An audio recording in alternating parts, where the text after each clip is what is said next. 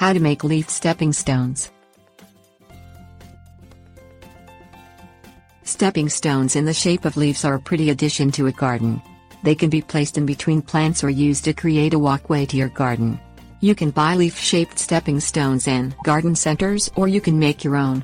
They are fairly easy to make and can become a fun project. Things you will need: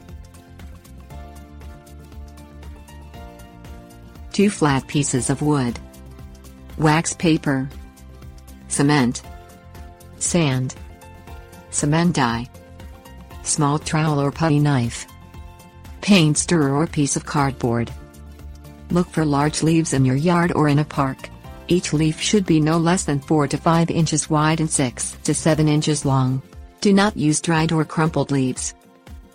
Mix 1 part cement with 1 part sand.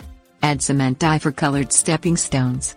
Cement dye is available at hardware stores and home improvement stores. Use a piece of wood, such as plywood, which is larger than your leaf, and cover it with a sheet of wax paper. Place your leaf facing down on the wax paper. Use a small trowel or putty knife, the type used for spackling, to coat the leaf with cement. Start in the middle of the leaf and spread the cement toward the edges. Apply multiple thin coats, building the cement up with each layer.